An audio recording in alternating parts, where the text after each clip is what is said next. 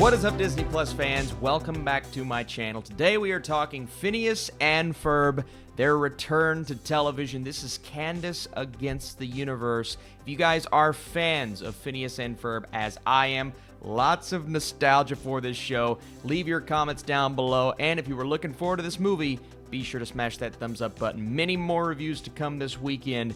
Let's get right into it. So the famed stepbrother inventors know what they're gonna do today. They're gonna rescue their sister from an alien abduction. And I'll be honest with you guys, sometimes I go into movies with extremely high expectations, as expected, like a Tenet or when Dune comes out, right? But no one would have expected me to go into Phineas and Ferb, the movie, Candace Against the Universe, with just the highest of expectations because, again, I grew up with this show. From Perry the Platypus to, the entire crew, the squad who return in this movie. They're back there better than ever. There was a lot to live up to with this movie. And while I can't sit here and say it revolutionized my love for Phineas and Ferb, and it's not even, possibly, not even the best adventure we've seen from this crew, it was a nice return to form, and it was so great to be back in this universe, from the musical numbers to the ongoing jokes that I thought were just hilarious to just the love that we have for this entire team. Phineas and Ferb, obviously, we're going to start there. They are back, and just so good. But this movie, even though I won't say, it's a deep film, but it does get deeper than maybe anticipated because it really has a lot to do with that relationship between Phineas Ferb and Candace. You see, Candace, as we know, she has it out for her brother. She always has. She's always tried to nail them, get them in trouble. Mom's always looking in the wrong direction at the wrong time. Same with Dad. And I was looking forward to seeing that a bit more fleshed out because we kind of saw it in the trailer, right? But it gets even deeper than that. Candace, she's honestly just trying to find her place in the universe. She maybe has this idea that those around her take advantage of her. It has a lot to do with the fact that she's just never been able to find her meaning because of how pretty much everyone feels about Phineas and Ferb.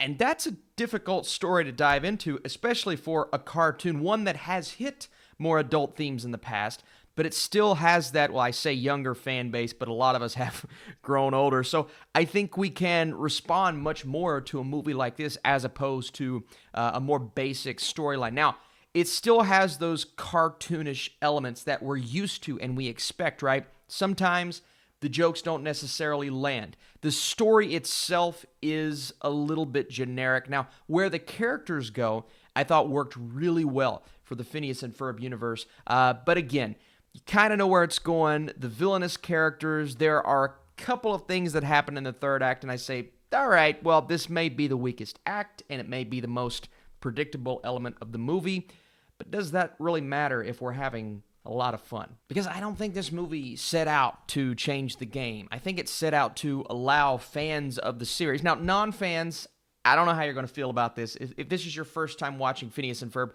you're not going to be used to these kinds of jokes. You're not going to be used to these characters. Therefore, I don't know if you're going to get the same appeal. But I think it still works for non-fans because there's so much joy to be had. And getting into someone like a Dr. Doofenshmirtz, yes, and Perry the Platypus, those ongoing gags throughout. But this time it's a little bit different, right?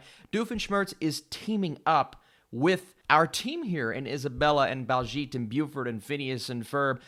So you get that back and forth that occasionally just had me cracking up. Now, not every joke works here, but the jokes that land hit so hard. There's one ongoing gag in particular when it comes to pronouncing a word, and Phineas and Ferb saying that word over and over. And Doofenshmirtz's face while this is happening is hilarious. And it's these kinds of jokes that, may not even work in a different kind of TV show in a different universe, but we know these characters so well. When it happens, you're just cracking up because they have established this show to hit this specific style of humor and comedy. And of course, Perry always saving the day. What these characters go through and what they would have and could have went through if Perry wasn't there in the shadows kind of solving every issue. Again, it's just kind of the classic element of this show. All of that returns for a new adventure. Now, I will say this.